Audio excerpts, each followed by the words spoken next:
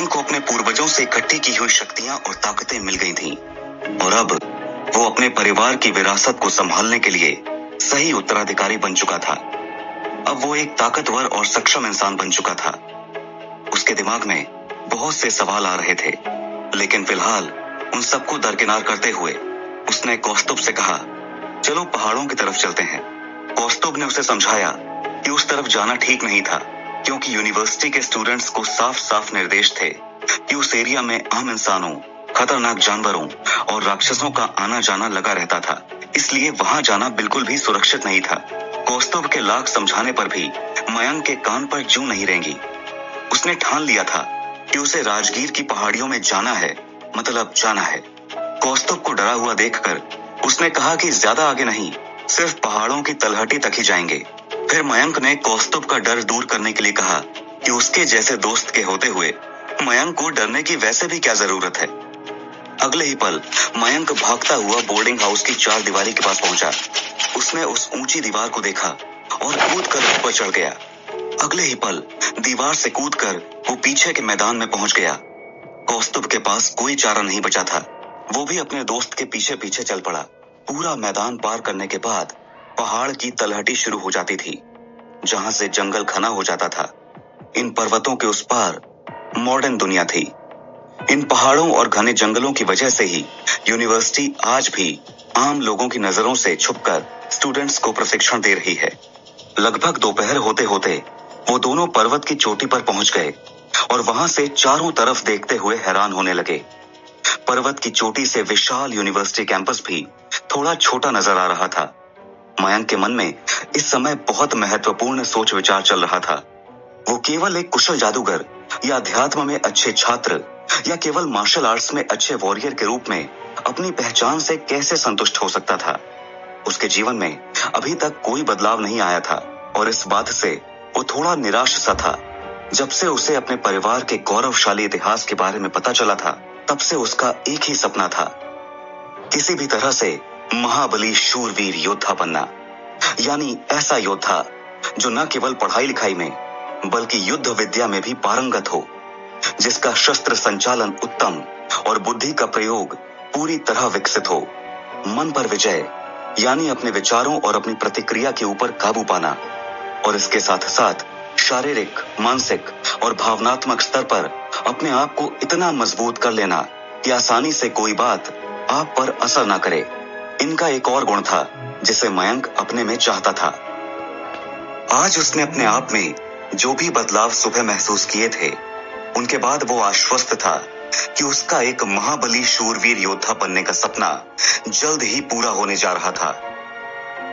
जो कुछ पिछले 2 साल में नहीं हुआ था, वो पिछले एक दिन में हो गया था, और इससे मयंक का आत्मविश्वास बहुत बढ़ा था और वो शक्तिशाली महसूस कर रहा था।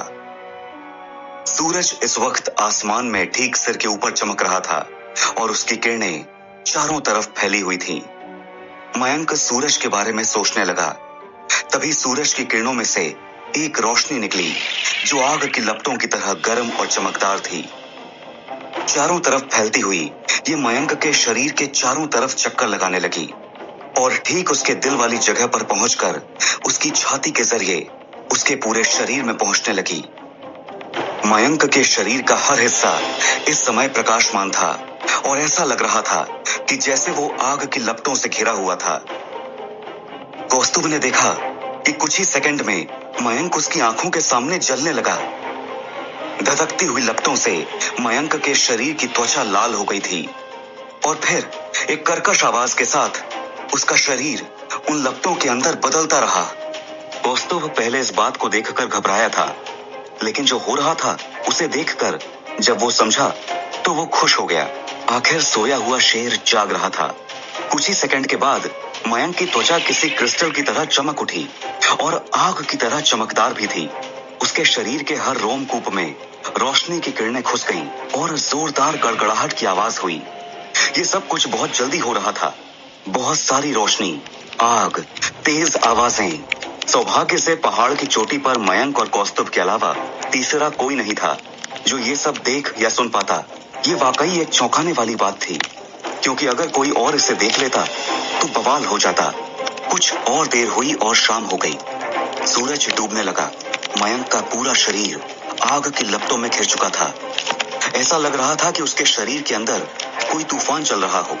उसकी हड्डियों के लगातार चटकने की आवाज आ रही थी। आखिरकार जब धीरे धीरे सूरज क्षितिज के नीचे गायब हो गया तो ये सब रुक गया और मयंक ने धीरे धीरे आंखें खोली। कौस्तुभ वहीं बैठा हुआ था और उसने मयंक से कहा, आज तो तुमने कमाल कर दिया। सबसे पहले तुमने अपने 3 चक्र जागृत कर लिए, उसके बाद तुमने अपने पूर्वजों की शक्ति प्राप्त की और अब तुमने सूर्य से प्रकाश और अग्नि तत्व की शक्ति प्राप्त कर ली है, क्योंकि तुम एक सूर्यवंशी खानदान से हो। 2 साल तक सबके सामने एक बुद्धू की तरह रहने के बाद आज अचानक मयंक निखर कर सामने आया था। उसके 3 चक्र पूरी तरह से जागृत हो चुके थे। इसके अलावा उसकी बुद्धि को सूर्य की प्रखरता और शरीर को सूर्य का तेज मिल चुका था। वो जागृति के चौथे स्तर यानी कि अनाहत चक्र पर था। अब उसके पास एक अभेद्य लोहे जैसा मजबूत शरीर था। मयंक बहुत खुश था, क्योंकि किसी भी सामान्य व्यक्ति को लौह शरीर प्राप्त करने में कम से कम कुछ महीने का समय तो लगता ही था। लेकिन उसने सूर्य की लपटों को देखते हुए ध्यान विकेंद्रीकरण का उपयोग किया था, जिससे उसकी आत्मा और मन की शक्ति सूर्य पर एकाग्रचित्त हो गई थी और उसने ये शक्ति आधे ही दिन में प्राप्त कर ली थी। बहुत कम लोग ही ऐसा कर पाते थे और मयंक उनमें से एक था। इस समय वो पूरी तरह से ऊर्जावान महसूस कर रहा था। वो खड़ा हुआ और पहाड़ की चोटी पर एक प्राचीन वृक्ष के पास गया। अपनी मुट्ठी की एक तेज लहर और एक जोरदार झटके के साथ उसने पेड़ के तने पर प्रहार किया। विशाल पेड़ जो कभी उसके सामने खड़ा था, एक ही वार में कई टुकड़ों में बट गया। जिस जगह उसकी मुट्ठी पेड़ के तने पर लगी थी, वो जगह अब काली हो चुकी थी। कौस्तुभ ने मयंक के कारनामे के परिणाम को देखकर हाँफते हुए कहा, मुझे यकीन है कि नालंदा यूनिवर्सिटी के वॉरियर क्लब के जितने भी सदस्य हैं, उनमें से कोई भी तुम्हारे पंच को नहीं सह पाएगा। वॉरियर क्लब में वही लोग जाते थे जिनकी शारीरिक क्षमता बहुत अच्छी होती थी और जो बढ़िया मुक्केबाज या शारीरिक युद्ध करने में सक्षम होते थे। लेकिन निश्चित रूप से अब मयंक के एक मुक्के की ताकत वॉरियर क्लब के लोगों की मिलीजुली ताकत से भी ज्यादा थी। मयंक अपने मुक्के की ताकत से खुश भी था तो आश्चर्यचकित भी। उसने उत्साह से अपनी आंखें बंद की और कोशिश करने लगा कि उसकी आंखों के सामने किसी चीज का चित्र आए। आमतौर पर यह कहा जाता था कि आपकी आत्मिक शक्ति किस स्रोत से आती है, ये जानने के लिए जब आपके शरीर में कोई शक्ति परिवर्तन हो तो आपको अपनी आंखें बंद करनी चाहिए और वो चीज खुद ब खुद आपकी आंखों के सामने आपको चित्र के रूप में दिखाई देती है। ये कोई कलाकृति हो सकती थी, कोई पहाड़, नदी या फूल हो सकता था। कुछ देर बाद मयंक को बंद आंखों से सूरज जैसा चमकता हुआ एक सितारा दिखाई दिया। प्रकाशवान, तेजस्वी, उज्जवल, चमकता हुआ सूर्य। मयंक को ये शक्ति इतनी ज्यादा प्रबल महसूस हुई कि जैसे इसने पूरे ब्रह्मांड को अपनी रोशनी से भर दिया हो। अचानक उसे लगने लगा कि जैसे वो खुद ही वो सितारा है। सकारात्मक ऊर्जा उसके अंदर से गुजर रही थी। उसने आंखें खोली और अब उसे विश्वास हो चला था कि उसकी आंतरिक ऊर्जा का स्रोत सूर्य है। अपने अंदर के अग्नि तत्व की सामर्थ्य को जांचने के लिए उसने सामने एक ठूंठ को देखा और उस पर अपना ध्यान केंद्रित किया। अगले ही पल आग की लपटों से घिरा वो ठूंठ धू धू करके चलने लगा। अब ऊपर आसमान का सूरज और भी तेजी से चमक रहा था। मयंक मुस्कुराया। उसके चेहरे पर सूर्य की आभा दिखाई देने लगी और उसके चेहरे पर पवित्रता का आभास स्पष्ट दिखने लगा। उसने अपने दोस्त कौस्तुभ को देखा और उसे बताया कि उसे अपनी आंखें बंद करने पर एक सूर्य जैसा चमकता सितारा दिखाई दिया था और इसका मतलब था कि मयंक की ऊर्जा का स्रोत सूर्य देव थे। जहां मयंक अपने अंदर हुए बदलावों से हैरान था, वहीं कौस्तुभ बाहरी बदलावों से हैरान था। मयंक के शरीर में कुछ बदलाव आए थे।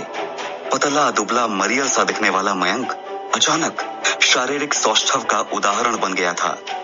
कौस्तुभ अपने दोस्त की सफलता पर रोमांचित था। हालांकि वो खुद छठे चक्र में प्रवेश कर चुका था, लेकिन अभी तक उसे अपनी ऊर्जा के स्रोत के बारे में पता नहीं चला था। उसने मयंक से कहा कि वो उसकी ऊर्जा का सोर्स पता करने में उसकी मदद करे, लेकिन मयंक ने मुस्कुराकर उससे कहा कि वो ऐसा नहीं कर सकता था। क्योंकि यह आभास हर स्टूडेंट को अपने अंदर से होता था। इसमें कोई किसी की मदद नहीं कर सकता था। ये दोनों बातें कर ही रहे थे कि अचानक मयंक को कौस्तुभ के पीछे झाड़ियों में हलचल सी महसूस हुई। उसने कौस्तुभ को चेताया और खुद आगे जाकर देखने लगा तो ये एक तेंदुआ था। तेंदुआ आगे बढ़कर कौस्तुभ पर छलांग लगाने ही वाला था कि मयंक दहाड़ा। मयंक को देखते हुए तेंदुए ने खतरे को भांप लिया और अचानक बिजली की गति से भागने की कोशिश की। मयंक ने मन ही मन अपना मंत्र दोहराया, आत्मा की शक्ति, मन की शक्ति, करो मेरा मार्गदर्शन। ब्रह्मांड, तोड़ो अपनी सीमाएं, करो मेरा समर्थन। मयंक अपनी साधना शक्ति के मंत्रों को बुदबुदा रहा था। तेंदुआ उसके आगे आगे दौड़ रहा था और उसकी परछाई मान लो कि मयंक के दिमाग में दौड़ रही थी। ऐसा लग रहा था कि उस तेंदुए की लगभग हर चाल मयंक के दिमाग में दोहराई जा रही थी। मयंक अनजाने में उस तेंदुए के हाव भाव की नकल कर रहा था। वो हवा में उछलता हुआ तेजी से भाग रहा था। कौस्तुभ भी भाग रहा था, लेकिन वो तेंदुए की रफ्तार से ताल मिलाने के लिए अभी पर्याप्त कुशल नहीं था, इसलिए तेंदुआ उसकी पहुंच से दूर होता जा रहा था। मयंक महसूस कर रहा था कि उसके शरीर में सिर्फ ताकत नहीं थी, हवा की शक्ति थी। उसने तेंदुए के आसपास के वायु तत्व की शक्ति को समझने की कोशिश की और फिर उसे लगा कि जैसे उसके शरीर ने भी हवा से उस ऊर्जा को अवशोषित कर लिया है। कुछ ही पलों में मयंक जैसे हवा में उड़ रहा था और तेंदुए के पास था। कौस्तुभ ने रफ्तार बढ़ाई और तेजी से दौड़ता हुआ एक नुकीली पेड़ की टहनी लेकर तेंदुए की तरफ दौड़ने लगा। मयंक ने उसे रोकते हुए कहा कि वो तेंदुए को जाने दे, क्योंकि मयंक को उससे जो सीखना था वो सीख चुका था। कौस्तुभ ने खुद मयंक को तेंदुए की चाल की नकल करते हुए और वायु तत्व की शक्ति को सोखते हुए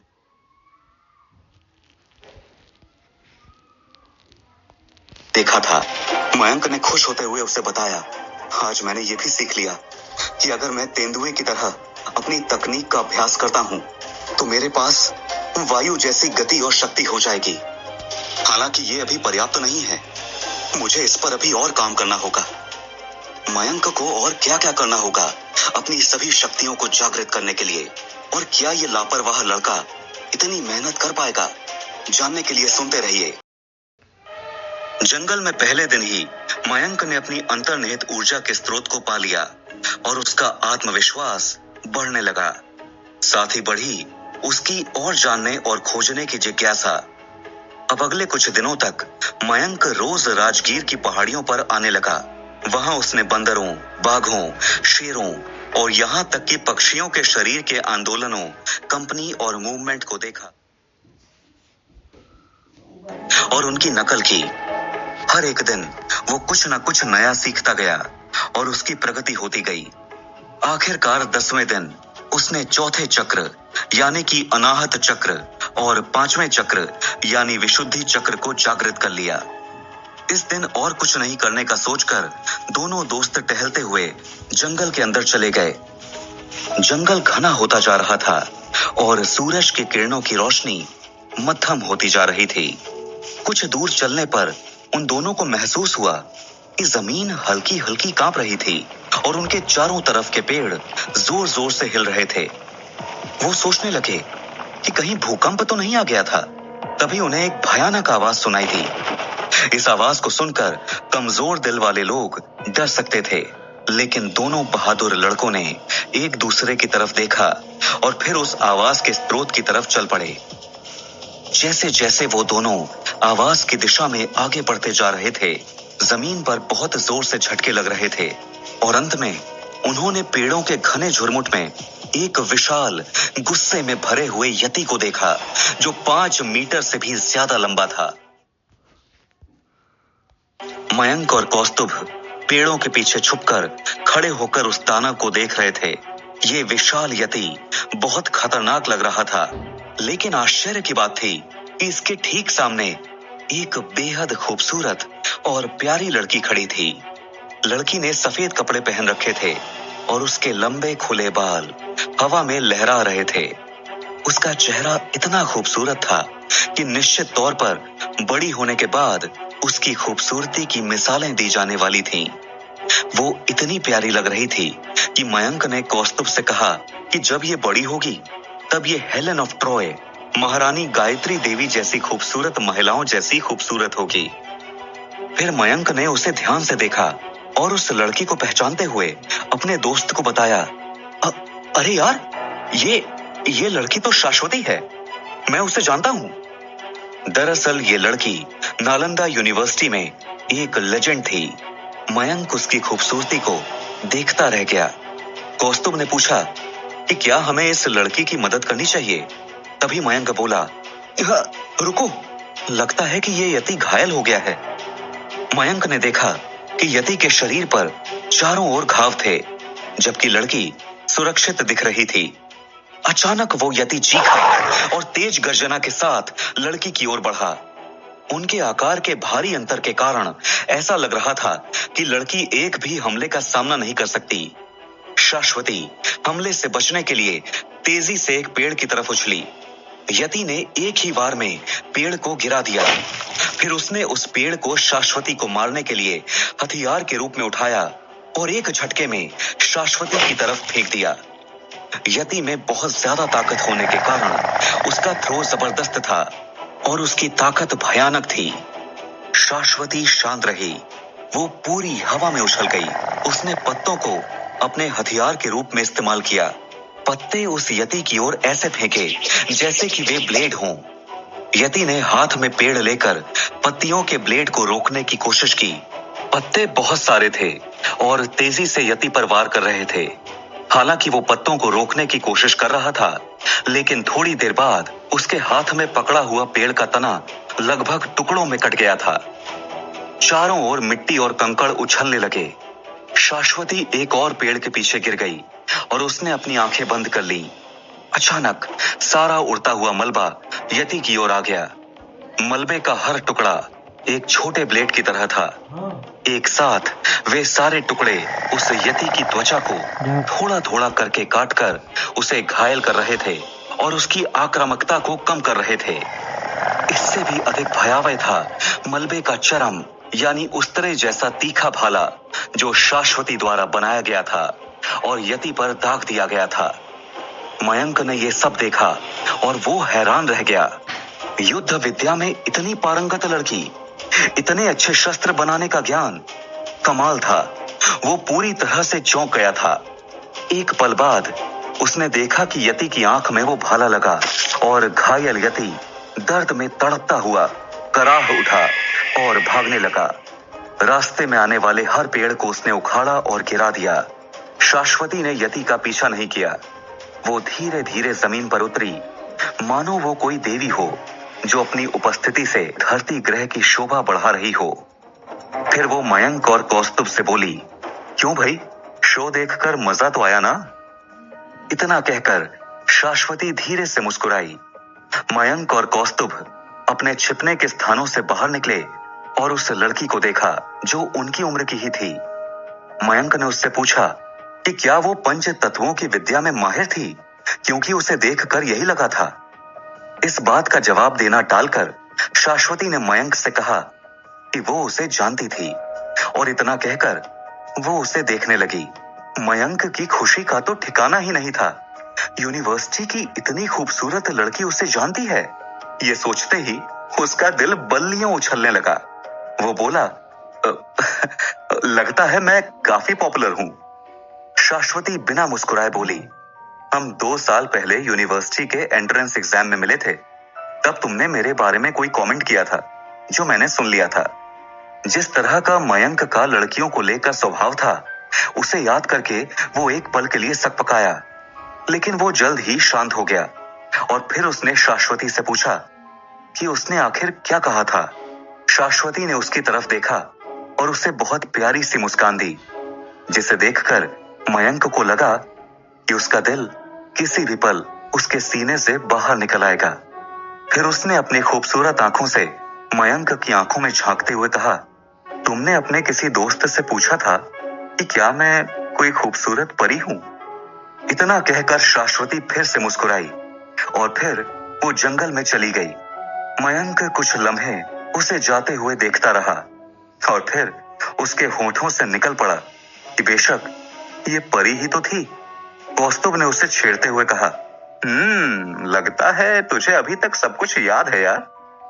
मयंक ने 2 साल पहले के उस दिन को याद करने की कोशिश की जब वो 15 साल की शाश्वती से मिला था। तो उसने कौस्तुभ से ही कहा था कि अरे यार, जरा इस बंदी को देख, कोई इंसानी लड़की कभी इतनी सुंदर हो सकती है क्या? ये जरूर आसमान से उतरी कोई परी है। और देखना, कुछ सालों में ये इस धरती पर सारे के सारे मर्दों के लिए खतरा बन जाएगी। जहां से गुजरेगी लोगों के दिल घायल करेगी और एम्बुलेंस बुलानी पड़ेगी। मयंक इस बात को याद ही कर रहा था कि कौस्तुभ ने उससे कहा कि she is way out of your league. मतलब उसका ख्याल छोड़ दे, तेरे लेवल से बहुत ऊपर की बंदी है। लोग कहते हैं कि उसने 7 चक्र जागृत कर लिए हैं और अय्यारी और मंत्र साधना दोनों में महारत हासिल कर चुकी है। मैं तो सोच भी नहीं सकता उसने अभी जो मंत्र इस्तेमाल किए थे वो कितने अद्भुत थे। बहुत से लोग जो काम मुश्किल से भी नहीं कर सकते हैं उन्हें वो चुटकी बजाते ही कर लेती है। कहते हैं कि यूनिवर्सिटी के किसी महान गुरु ने पहले ही उसे अपनी निजी शिष्या बना लिया है और उसे ट्रेनिंग दी जा रही है। उसके पीछे लड़कों की लंबी लाइन लगी है, लेकिन उनमें से कोई भी उसकी खूबसूरती और उसके टैलेंट की बराबरी नहीं कर सका आज तक। मयंक ने अपने दोस्त का मजाक उड़ाते हुए कहा, तुम्हारे मुंह से किसी की इतनी तारीफ? इसका मतलब तो यही है कि वो लड़की तुम्हारा दिल उड़ा कर ले गई है। कौस्तुभ ने ना में अपना सिर हिलाते हुए कहा कि उसे लगता था कि शाश्वती मयंक में इंटरेस्टेड थी। मयंक ने उसकी पीठ थपथपाते हुए कहा, चल यार कोई ना, अब तेरी यही किस्मत है तो यही सही। अगर वो मेरे पीछे है तो तू उस लड़की के बारे में सोचना बंद कर दे। दोनों वापस चलने लगे। अभी कुछ कदम ही चले थे कि मयंक कौस्तुभ की तरफ मुड़ा और बच्चों की तरह मुस्कुराते हुए उससे बोला, वैसे तुमसे सच बात अगर ईमानदारी से कहूं तो मैं उससे शादी करना चाहता हूं। वो डेफिनेटली बीवी बनने के लिए सही कैंडिडेट है। इतना कहकर मयंक हंसने लगा और वापस चल दिया। उसके पीछे पीछे चलता हुआ कौस्तुभ ये सुनकर लड़खड़ा गया। उसने पीछे से मयंक को देखा। ये लड़का क्या बोलकर गया था शाश्वती के बारे में? शादी करने के लिए एक सही कैंडिडेट? सिर्फ एक कैंडिडेट? क्या घटिया मजाक है। इसी तरह पलक झपकते ही वक्त बीतता गया और अब मयंक को राजगीर की पहाड़ियों में जाकर अपने छुपे हुए टैलेंट और क्षमताओं को पहचानते और निखारते हुए 20 दिन से ज्यादा बीत चुके थे। उसके शरीर में बहुत ज्यादा बदलाव आया था। उसकी आंखें कभी भी इतनी ज्यादा ऊर्जा से भरी हुई नहीं दिखती थीं। अब वो आलसी नहीं रहा था। उसकी चाल ढाल बदल गई थी और शरीर मजबूत हो गया था। वो यूनिवर्सिटी के अंदर मैदान में चल रहा था और सब लोग उसे घूर कर देख रहे थे। एक स्टूडेंट से रहा नहीं गया और वो चिल्लाया, ओए बदमाश, इतने समय तक कहां छुपा हुआ था? भूल गया क्या कि क्वार्टरली एग्जाम्स में सिर्फ 8 दिन रह गए हैं? या डर के छुप गया था? स्टूडेंट्स के ग्रुप्स में मयंक को देखते ही कानाफूसी शुरू हो गई। लगभग 20 दिन पहले उसने जो कांड किया था वो जंगल की आग की तरह पूरी यूनिवर्सिटी में फैल चुका था। हर स्टूडेंट को पता था कि 20 दिन पहले उसने क्लास में मिस लोपामुद्रा के साथ बदतमीजी की थी और उसके बाद फर्स्ट ईयर की बेहद खूबसूरत और हॉट स्टूडेंट इरावती के साथ पूरी क्लास के सामने फ्लर्ट किया था। मयंक यूं तो चुपचाप चल रहा था, लेकिन सबसे कमाल की बात यह थी कि उसके सुनने की क्षमता बहुत ज्यादा तेज हो चुकी थी और वो दूर से भी लोगों की फुसफुसाहट को सुन सकता था। उसने गुस्से से कौस्तुभ से कहा कि इनमें से काफी सारे लोग अगर नहीं सुधरे तो अपने लिए परेशानी मोल ले लेंगे।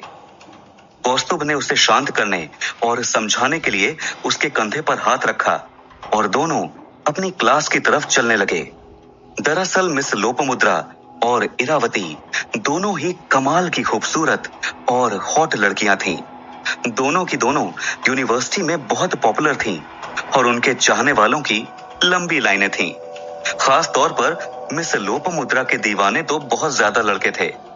17 साल की उम्र में वो निहायत ही खूबसूरत होने के साथ साथ पूरी तरह से विकसित शरीर की मालकिन थी।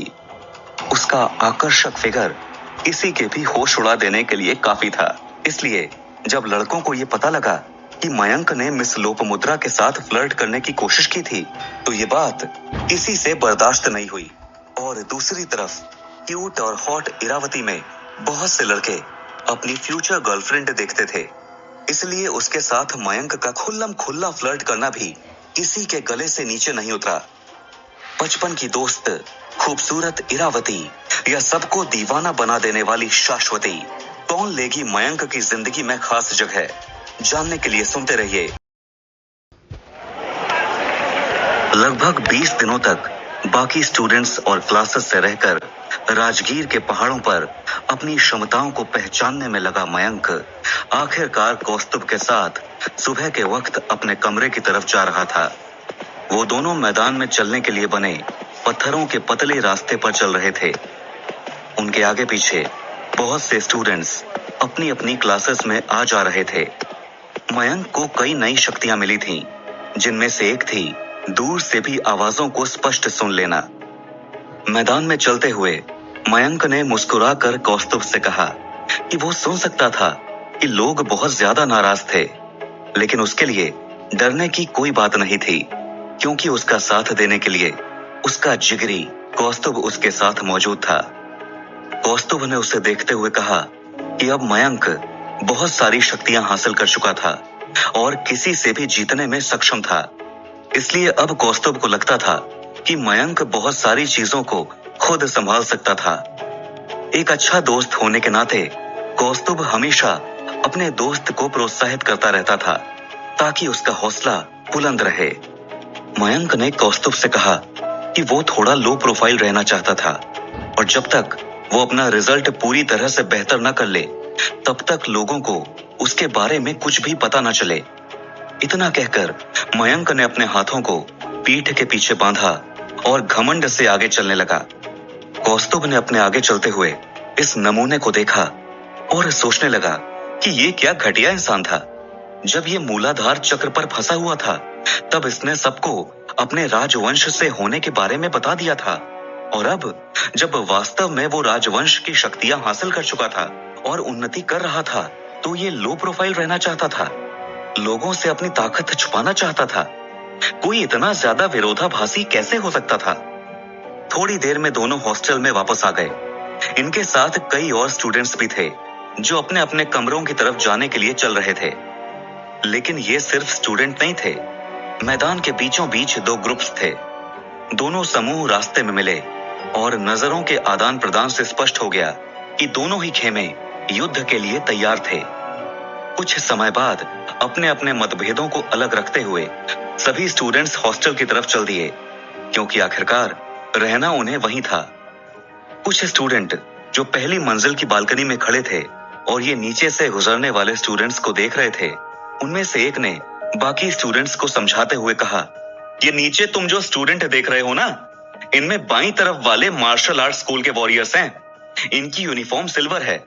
वो देखो, इनके कप्तान ध्रुव को, उनका कवच और यूनिफॉर्म सब सिल्वर है। और जो दूसरे स्टूडेंट्स तुम देख रहे हो, वो अय्यारी और जादू के स्टूडेंट्स हैं। कुछ स्टूडेंट्स अब मयंक और कौस्तुभ के पीछे भी जा रहे थे, और ये सभी के सभी यूनिवर्सिटी में अच्छा परफॉर्म करने वाले स्टूडेंट्स थे। हालांकि मिस लोपामुद्रा और इरावती के साथ जो कुछ भी हुआ था, उसके कारण इनके दिलों में जो जलन पैदा हुई थी, वो अभी खत्म नहीं हुई थी, क्योंकि दिल के मामलों में माफ करना इतना आसान नहीं होता। नालंदा यूनिवर्सिटी के अंदर मार्शल आर्ट स्कूल में कई तरह के युद्ध कौशल सिखाए जाते थे, जिनमें लठबाजी, तलवारबाजी और योद्धा क्लब प्रमुख थे। इन क्लब के वॉरियर्स को सभी तरह के मार्शल आर्ट सिखाए जाते थे। मार्शल आर्ट स्कूल की बिल्डिंग काफी बड़ी थी और 7 मंजिला थी। इसमें ज्यादातर 2 समूहों में स्टूडेंट्स को बांट दिया जाता था, ताकि उनमें अलग अलग कंपटीशन कराया जा सके। इनमें से एक ग्रुप ने अपने कपड़ों के ऊपर चांदी के कवच पहने हुए थे। ये लोग महाबली शूरवीर बनने की तैयारी में थे और योद्धा कहलाते थे। इनका कप्तान ध्रुव था, जो सभी सब्जेक्ट्स का टॉप परफॉर्मर था। स्टूडेंट्स में से एक ने देखा कि दूसरी तरफ सुनहरे कवच वाले ग्रुप के स्टूडेंट थे, जिनका कप्तान शांतनु था। ये लोग मंत्र तंत्र अय्यारी और जादू सीख रहे थे। इन दोनों ग्रुप्स का इस तरह अपनी यूनिफॉर्म में मैदान में होने का मतलब एक ही था कि इन दोनों क्लब्स के लीडर यानी क्लबों के कप्तान और सीनियर स्टूडेंट्स इस वक्त मैदान पर थे। और ये वाकई कमाल की बात थी, क्योंकि उन दोनों को एक साथ एक ही दिन एक ही समय पर मैदान में देखना आम बात नहीं थी। स्टूडेंट्स के दिमाग में ख्याल आया कि इतनी महान परंपरा के मार्शल आर्ट स्कूल्स में से कोई भी एक मयंक जैसे छिछोरे के लिए नहीं था। हॉस्टल के अंदर आने के बाद मयंक एक तरफ खड़ा हो गया और उसने कौस्तुभ को देखा, जो दोनों वॉरियर क्लब्स के ठीक सामने खड़ा था। कौस्तुभ हमेशा से मयंक के पीछे रहता था, लेकिन फिर भी उसका अपना एक किरदार था और उसकी अपनी काबिलियत और चमक थी। मयंक को मन ही मन विश्वास था कि कौस्तुभ का भविष्य बहुत उज्जवल होगा, और ऐसा ही विश्वास कौस्तुभ को भी अपने दोस्त मयंक पर था। मिस लोपामुद्रा पहले ही कह चुकी थी कि कौस्तुभ को इस साल परीक्षा नहीं देनी थी, क्योंकि उसे उसकी काबिलियत को देखते हुए चॉइस दी जा रही थी कि वो school of martial arts join करना चाहता है या फिर परफॉर्मिंग आर्ट्स यानी कलाओं या अय्यारी में रुचि लेना चाहता था। उस वक्त मयंक ने सोचा था कि जितना अच्छा स्टूडेंट कौस्तुभ था, तो बहुत संभावना थी कि उसके कोई सब्जेक्ट चुनने से पहले ही उच्च अधिकारी और क्लब कैप्टन्स बीच में दखल देंगे और उसे अपने अपने क्लब में शामिल करने की कोशिश करेंगे। और इस वक्त ये क्लब कैप्टन्स यहाँ थे। कप्तान ध्रुव ने मयंक से कहा कि उसे मैदान से बाहर होना चाहिए, और मयंक ने फौरन ऐसा ही किया। छात्रावास के बाहर बहुत ज्यादा भीड़ जमा हो गई थी। यूनिवर्सिटी में यूं तो हजारों छात्र छात्राएं पढ़ने के लिए आते थे, लेकिन उनमें से केवल मुट्ठी भर स्टूडेंट्स ही आधिकारिक तौर पर इन बड़े क्लब्स में शामिल किए जाते थे। जिनको सिलेक्ट कर लिया जाता था वो बहुत खुश होते थे, और बाकी लोग सिर्फ जलते कुटते रह जाते थे। मयंक को अकेला देखकर स्टूडेंट्स ने कानाफूसी शुरू कर दी, क्योंकि इस वक्त उसका साथी कौस्तुभ उसके लिए झगड़ा करने के लिए उसके साथ मौजूद नहीं था।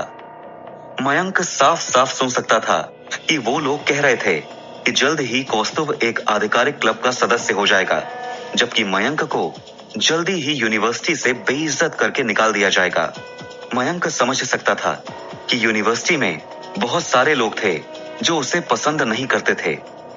तभी उसके कान में एक और लड़के की आवाज पड़ी, जो कह रहा था कि मयंक जो कुछ भी है, जहां भी है, वो केवल और केवल कौस्तुभ की वजह से है, वरना इसे न जाने कब का यूनिवर्सिटी से धक्के मारकर निकाल दिया गया होता। तभी एक और स्टूडेंट ने कहा कि वो क्वार्टरली एग्जाम के रिजल्ट के लिए बहुत ज्यादा उत्सुक था, क्योंकि वो देखना चाहता था कि मयंक आखिर कौन सा कमाल करने वाला था। और ये बात सुनते ही सब लोग ठहाका मारकर हंसने लगे। मयंक से रहा नहीं गया। वो पलटा और उन सबसे बोला, मेरी चिंता करने की जगह तुम सब लोग अपने अपने फ्यूचर की चिंता क्यों नहीं करते? मुझसे तो तुम सबको गड़बड़ करने की उम्मीद है, लेकिन जरा सोचो कि अगर एग्जाम में तुम में से किसी ने गड़बड़ कर दी तो वो कितना शर्मनाक होगा। इतना कहकर मयंक बेपरवाही से एक दीवार के सहारे खड़ा हो गया, और स्टूडेंट्स में फिर से कानाफूसी शुरू हो गई। किसी ने उसे घमंडी कहा, तो किसी ने कहा कि इस फिसड्डी से और क्या उम्मीद की जा सकती थी।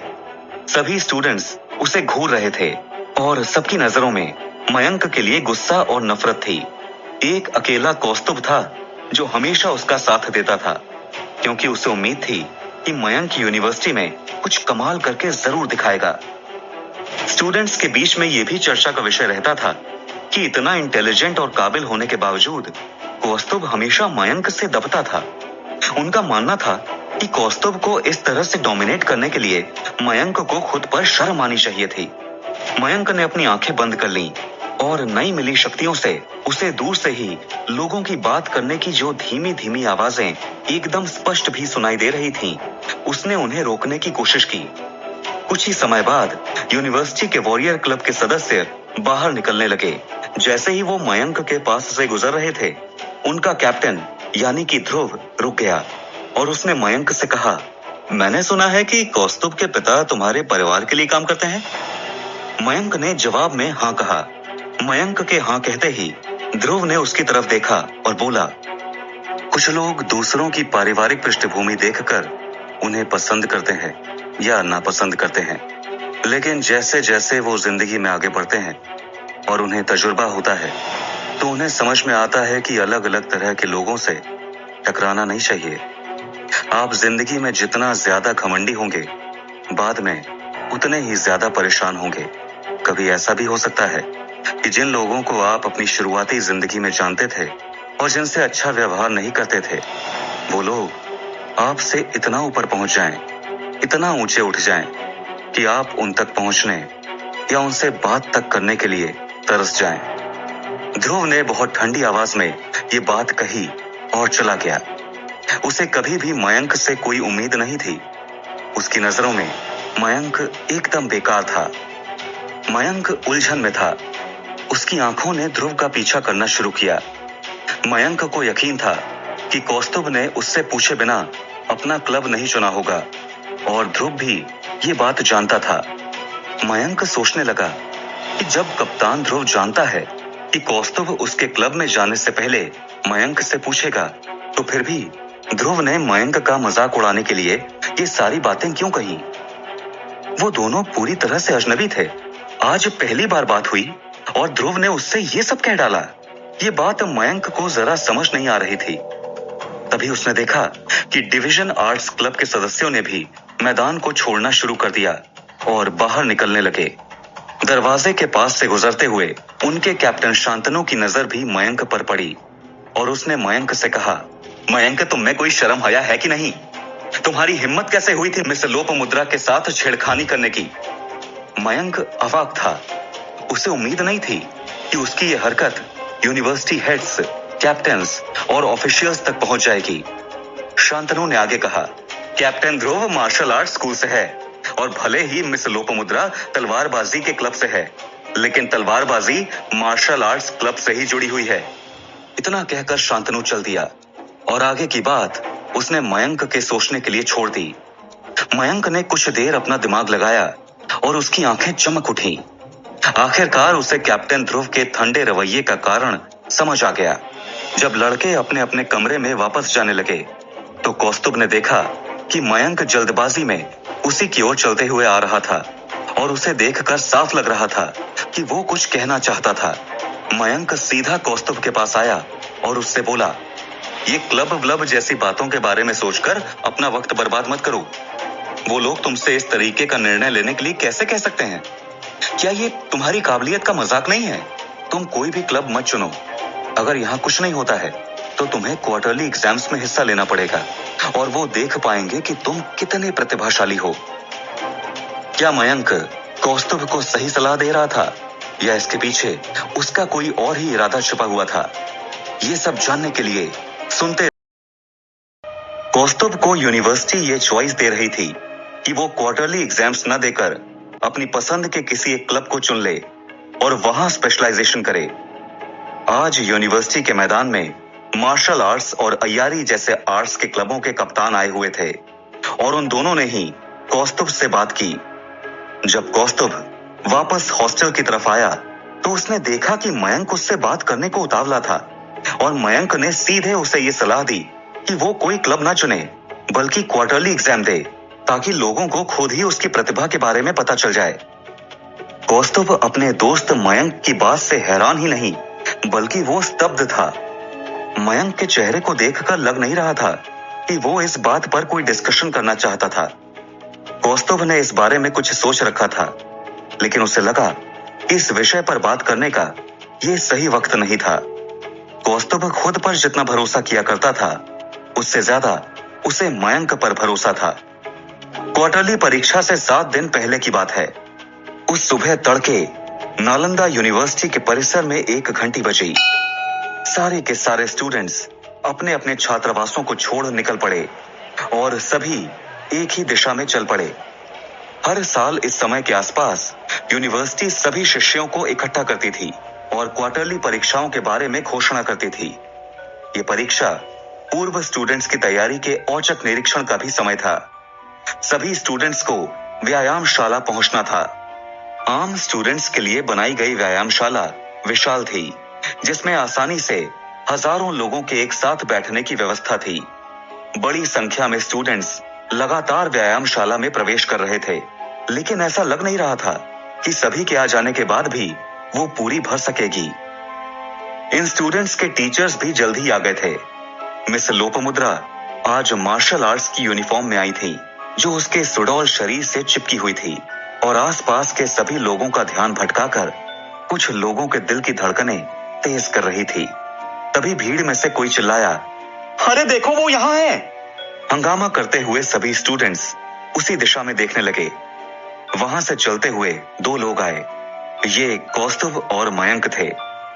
भीड़ में से एक स्टूडेंट कह रहा था, मैंने सुना है कि कल स्कूल के दोनों सीनियर कप्तान कौस्तुभ को अपने अपने क्लब में भर्ती करने गए थे। इस तरह का स्पेशल ट्रीटमेंट हर स्टूडेंट को नहीं मिलता है। कुछ तो बात है कौस्तुभ में। लेकिन तुम लोगों को उस लूजर मयंक को देखना चाहिए था कि वो किस तरह से कौस्तुभ के सामने चल रहा था। ना जाने इस लड़के की इतनी हिम्मत कैसे हो जाती है। सब के सब स्टूडेंट्स मयंक को घूरने लगे। आखिरकार वो अकेला ही तो था, इस यूनिवर्सिटी का कुख्यात नमूना। कोई भी उससे खुश नहीं था।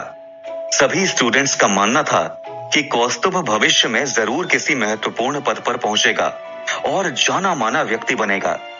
लेकिन मयंक क्या करने वाला था? कुछ भी नहीं। हालांकि किसी भी स्टूडेंट ने सामने आकर सीधे सीधे मयंक को कुछ नहीं कहा, लेकिन सब मन ही मन उससे नाराज जरूर थे। उनमें से कोई भी कौस्तुभ के साथ उसकी दोस्ती को समझने में कामयाब नहीं हो पा रहा था। मयंक ने लोपामुद्रा को देखा और मुस्कुराते हुए उनका अभिवादन किया। वो सोच रहा था कि इतने प्यारे चेहरे और ऐसे हॉट फिगर के साथ कोई आश्चर्य की बात नहीं थी कि कप्तान ध्रुव भी मिस लोपामुद्रा के प्यार में पागल हो रहा था। मयंक को देखते ही मिस लोपामुद्रा के चेहरे की प्यारी सी मुस्कान गायब हो गई। उसने मयंक से पूछा कि वो इतने दिन से कहां गायब था, और मयंक ने जवाब में कहा कि वो बागवानी की कक्षाएं अटेंड कर रहा था, और क्योंकि उसने मिस लोपामुद्रा से वादा किया था कि वो एग्जाम पास करके दिखाएगा, इसलिए वो अपनी सारी ताकत झोंक रहा था। मयंक में बहुत से बदलाव स्पष्ट दिख रहे थे और इसलिए ऐसा नहीं लग रहा था कि वो झूठ बोल रहा है। इसलिए मिस लोपामुद्रा के हाव भाव थोड़े बदले। उसके दिल में मयंक के लिए थोड़ी दया और हमदर्दी आई। वो अपने से छोटी क्लास के स्टूडेंट्स की मेंटोर थी, इसलिए उसका फर्ज बनता था कि वो उन्हें प्रोत्साहित करे।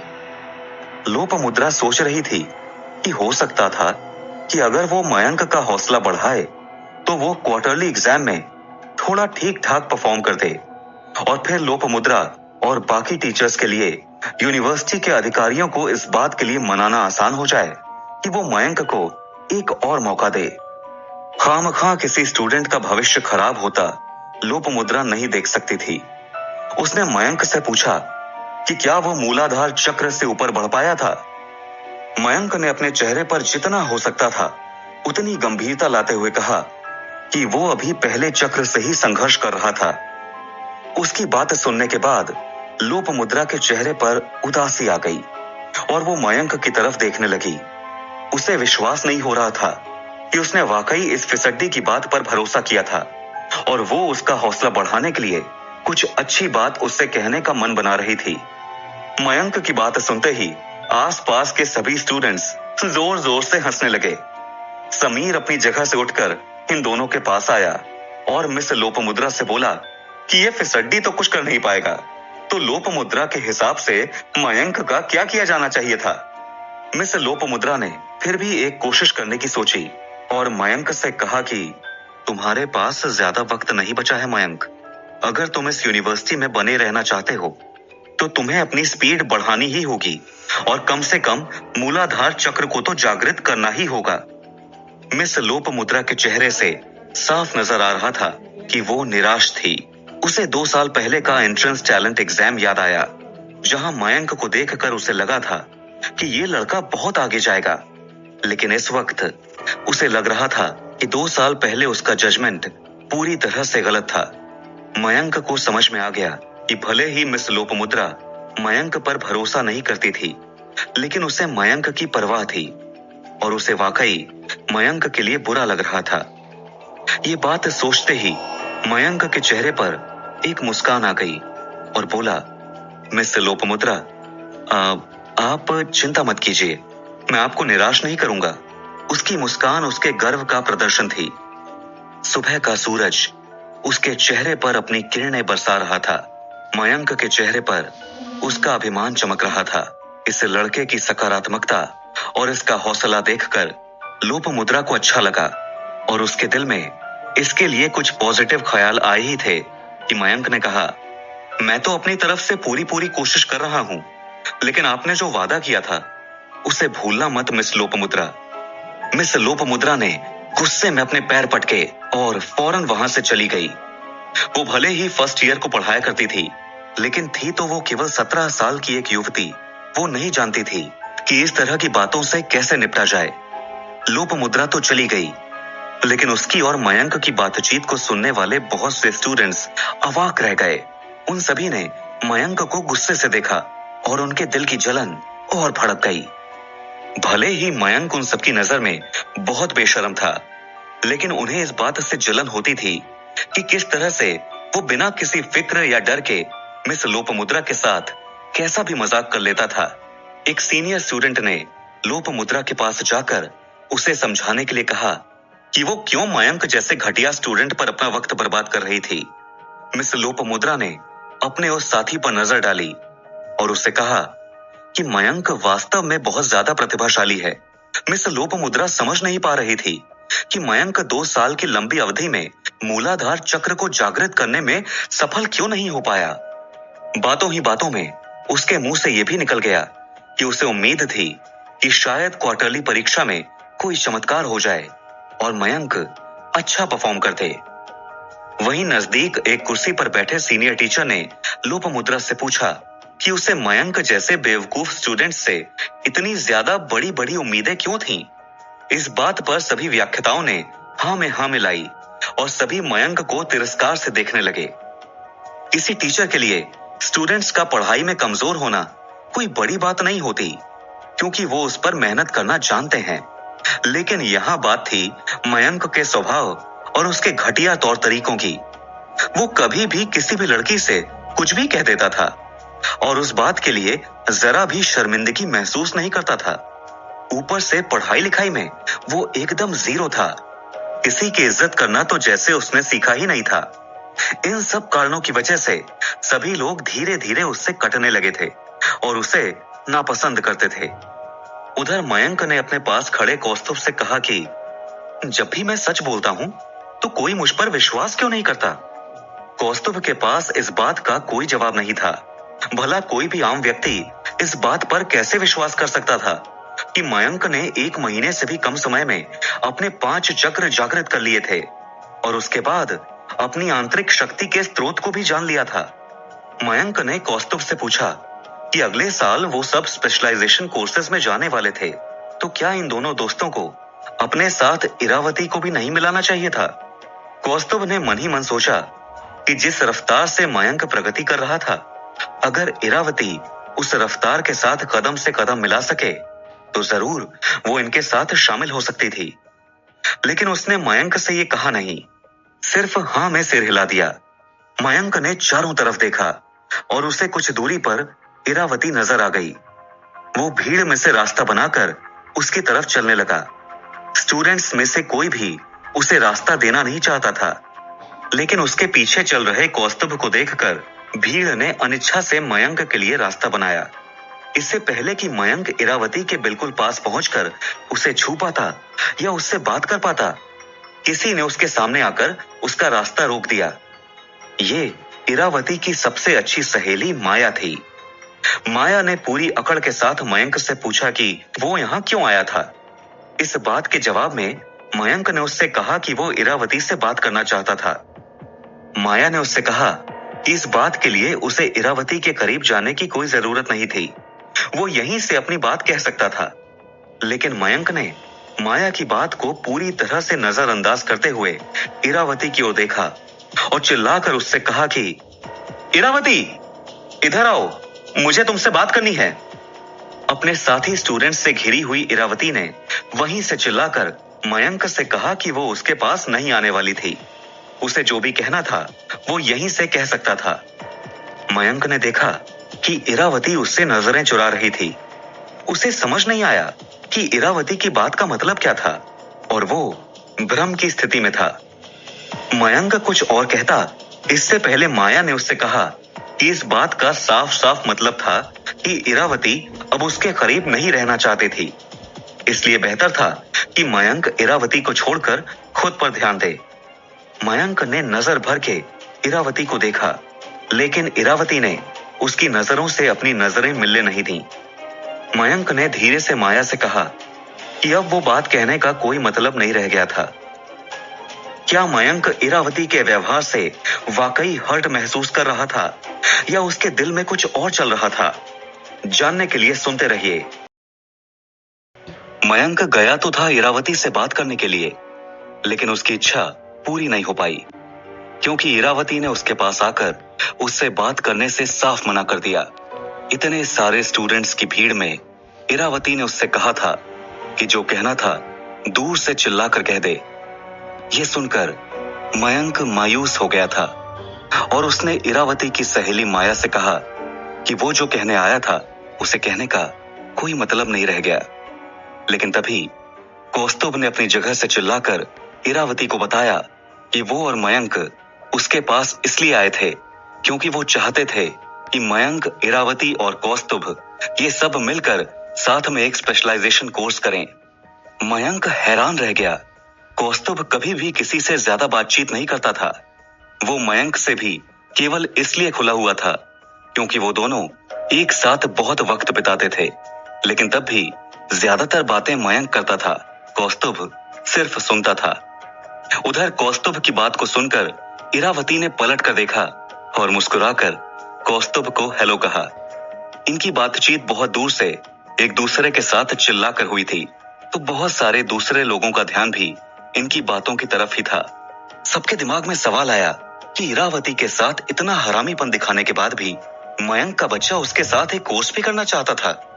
क्या ये लड़का कोई सपना देख रहा था? कोई भी लड़की ऐसे घटिया लड़के को हाँ कैसे कह सकती थी? और कोई वक्त होता तो लड़के मयंक का कॉलर पकड़कर उसे पीट डालते, लेकिन क्योंकि वो कौस्तुभ के साथ आया था इसलिए किसी ने बीच में पड़ने की हिम्मत नहीं की। इरावती शराफत देखती है, लेकिन मयंक में नहीं। उसने ये भी कहा कि कौस्तुभ को क्यों लगता है कि मयंक जैसे बेवकूफ स्टूडेंट के साथ इरावती को ट्रेनिंग करनी चाहिए। कौस्तुभ ने एक बार भी माया की तरफ नहीं देखा। उसकी आंखें अभी भी इरावती पर जमी हुई थीं और वो फिर से चिल्लाकर सबके सामने इरावती से बोला कि मैं जानना चाहता हूं कि तुम क्या सोचती हो। इतने सारे स्टूडेंट्स के बीच में चिल्ला चिल्लाकर कौस्तुभ इरावती का नाम पुकार रहा था और उससे वो सवाल कर रहा था जो बाकी सबको भी सुनाई दे रहा था। मयंक भी सवालिया नजरों से इरावती को देख रहा था। इरावती नर्वस होने लगी। उसने अपनी मुट्ठियां कसकर भींच लीं और अब वो कांप रही थी। उसने पहले कौस्तुभ को देखा और फिर मयंक को। उसे समझ आ गया था कि सभी लोग उसकी तरफ देख रहे थे और उसे इस सवाल का जवाब देना जरूरी था। उसने फौरन अपना सिर न में हिलाया और बोली, कौस्तुभ, अब मयंक और मैं हम लोग बड़े हो गए हैं। मुझे लगता है कि हमारे लिए एक दूसरे से दूरी बनाकर रखना बेहतर होगा। इतना कहने के बाद युवती ने एक लंबी सांस छोड़ी जो शायद बहुत देर से उसके अंदर अटकी हुई थी। उस टाइम उसे ऐसा लग रहा था जैसे उसके कंधों पर से कोई बहुत बड़ा बोझ उतर गया हो और अब वो हल्का महसूस कर रही थी। हालांकि वो अच्छे से जानती थी कि इसमें उसने कुछ नहीं खोया है। नुकसान सिर्फ मयंक का हुआ था और मयंक को आखिरकार उस सवाल का जवाब मिल गया जो वो इरावती से पूछने आया था। लेकिन ये जवाब वो नहीं था जिसकी उसने उम्मीद की थी। वो मुस्कुराया और एक बार अपनी आंखें झपकाकर सिर को हल्का सा झुकाकर इरावती को जता दिया कि उसने बात सुन ली थी। मयंक सोचने लगा कि हाँ, इरावती अब वाकई बड़ी हो गई थी। इरावती का ये रूड जवाब उसके दोस्तों को बिल्कुल सही लगा। उन सभी का मानना था कि इरावती के साथ इतनी बदतमीजी करने के बाद मयंक को उससे बात करने की हिम्मत नहीं करनी चाहिए थी। लेकिन ये बेहया इंसान फिर से आकर उसके साथ एक कोर्स करने की बात कर रहा था। इसकी हिम्मत वाकई कमाल की थी और ये कितना बेहुदा इंसान था। इरावती के सभी दोस्त जानते थे कि मयंक और इरावती का एक पास्ट था। जब वो दोनों बहुत छोटे थे तब से उन दोनों में दोस्ती थी, लेकिन अब उस दोस्ती के कोई मायने नहीं रह गए थे। खास तौर से तब जब मयंक को सीमाएं ही समझ में नहीं आती थीं। जब इरावती ने सबके सामने मयंक से कहा कि अब वो बड़े हो गए हैं, तो उसने अपनी बात स्पष्ट कर दी थी कि अब बचकानी हरकतों और बेवकूफाना टिप्पणियों के लिए ठीक वक्त नहीं था। मयंक को संभल जाना चाहिए। जो लड़के मयंक से चिढ़ते थे और इरावती को मन ही मन पसंद करते थे, उन्होंने मयंक का मजाक उड़ाते हुए उसे ताना मारा कि उसे लड़की ने सबके सामने मना कर दिया। मयंक बहुत हिम्मत वाला लड़का था, लेकिन आसपास के लोगों के चेहरे के एक्सप्रेशंस देखकर उसे जल्द ही पता लग गया कि वो सब उसके बारे में क्या सोच रहे थे और किस हद तक जाकर उसका मजाक उड़ा रहे थे। उसे ऐसा लगा जैसे वो कोई लुगदी उपन्यास का कोई वाहियात संस्मरण या फिर किसी सस्ते टीवी शो का हिस्सा बन गया था। वो फौरन वहां से चला गया। मैदान से बाहर आते हुए मयंक के दिमाग में एक ही विचार चल रहा था। वो बार बार खुद को खुद ही मन डांट रहा था कि वो इतना बेवकूफ कैसे हो सकता था, वो इतनी बड़ी गलती कैसे कर सकता था कि सबके सामने इरावती से साथ में स्पेशलाइजेशन कोर्स करने की बात पूछे। अगर यही बात उसने अकेले में पूछी होती तो शायद उसे सार्वजनिक अपमान नहीं झेलना पड़ता। अब जब मयंक वहां से दूर बढ़ता चला जा रहा था, तो उसके दिमाग में यह ख्याल भी आया कि उसे तभी समझ जाना चाहिए था जब इरावती ने अपने और मयंक के बीच में माया को दीवार की तरह खड़ा कर दिया था। मयंक खुद से बात करते हुए खुद को समझा रहा था कि जिस लड़की के साथ तुमने बचपन से इतना वक्त गुजारा है, अचानक से वो तुम्हें दूर रहने के लिए कह रही थी और अपनी सहेली के जरिए तुमसे बात कर रही थी। मयंक, तभी तुम क्यों नहीं समझे कि वो तुमसे दूर होना चाहती है और अब पहले जैसी कोई बात नहीं। शायद वो सारे रिश्ते तोड़ना चाहती थी। कौस्तुभ भी मयंक के पीछे पीछे ही बाहर निकल आया था। मयंक ने कौस्तुभ की तरफ देखा। कौस्तुभ इरावती के रवैये से बहुत नाराज नजर आ रहा था। इस समय वो इतने गुस्से में था कि किसी शेर की तरह चल रहा था और लग रहा था कि कुछ कर बैठेगा। कौस्तुभ का गुस्सा देखकर मयंक ने उसे शांत करने की कोशिश करते हुए कहा, ठीक है ना यार, भूल जा। अभी वो सिर्फ 16 साल की है और दिमाग से बच्ची है। कई बार दूसरों की बातों में आ जाती है वो। मयंक यूं तो खुद भी इरावती के हाथों शर्मिंदा होकर आ रहा था, लेकिन अब कौस्तुभ के गुस्से से उसे बचाने के लिए उसके लिए स्टैंड ले रहा था। लेकिन कौस्तुभ ने गुस्से में कहा, यार तू कैसा बंदा है? हाँ, तू ये कैसे बोल सकता है? उसने अभी अभी क्या कहा तुझे नहीं समझ में आया ना? तो चल मैं तुझे आसान शब्दों में समझाता हूँ। इरावती ने अपने शब्दों से सीधे सीधे तेरे चेहरे पर चमाट मारी है। तू समझ ही नहीं रहा है कि तेरी और उसकी दोस्ती अब खत्म है। उसने सीधे सीधे अपना डिसीजन बता तो दिया है। कौस्तुभ एक ऐसा व्यक्ति था जो मयंक को किसी भी और व्यक्ति से ज्यादा बेहतर जानता था। इस समय वो गुस्से में था और मयंक से रूडली बात कर रहा था, लेकिन अंदर से वो बहुत समझदार और प्यारा इंसान था, खासकर उन लोगों के लिए जिन्हें वो जानता था और जिनकी वो परवाह करता था।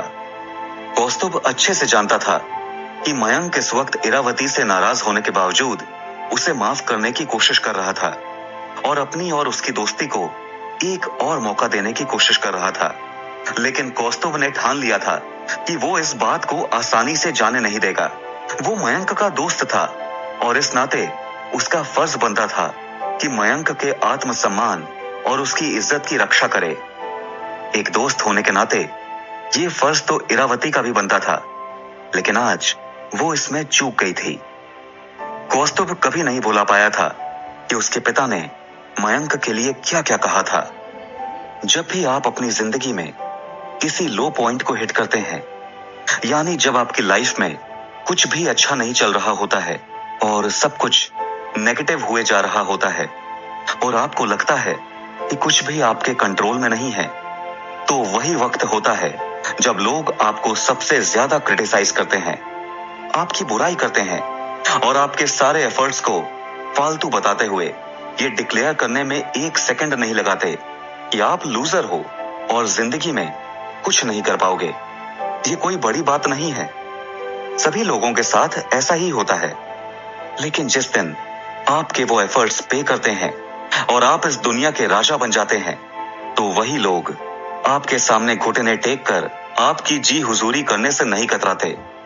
यही दुनिया का दस्तूर है। हर कोई चढ़ते सूरज को सलाम करता है, तभी पीछे से बड़ा भारी शोर हुआ। मयंक और कौस्तुभ पीछे देखने के लिए मुड़े तो उन्होंने देखा कि सारे के सारे स्टूडेंट्स जो मैदान में जमा थे वो ऊपर आसमान की तरफ देख रहे थे। अखाड़े के ऊपर आसमान में कुछ लोग थे जो हवा में उड़ रहे थे। एक स्टूडेंट चिल्लाया, अरे वो देखो, वो तो जादूगर क्लब के सीनियर स्टूडेंट हैं। वो लोग जो वायु तत्व से अपनी आंतरिक ऊर्जा प्राप्त करते हैं और वायु मंत्रों के साथ इतना अभ्यास कर चुके हैं कि आराम से किसी पंखुड़ी की तरह हवा में उड़ते हैं। सेकेंड ईयर और फर्स्ट ईयर के स्टूडेंट्स के अलावा वो 15 साल के स्टूडेंट जो 2 साल के स्पेशल कोर्स को अटेंड करते थे ताकि उसके बाद का एग्जाम देकर फर्स्ट ईयर में आ सकें, वो सब के सब आसमान की तरफ देख रहे थे और सबके चेहरों पर प्रशंसा के भाव थे। ये सब के सब अभी जादू की बहुत शुरुआती सीढ़ी पर थे। किसी को मंत्र याद नहीं होते थे तो कोई अपनी आत्मा और शरीर को पूर्णता से जोड़ने की कोशिश में था, तो कोई छोटे छोटे जादू करना सीख गया था। लेकिन अभी इनके सीनियर्स जो आसमान में कर रहे थे वो इन सबके लिए एक वाव फैक्टर जैसा था।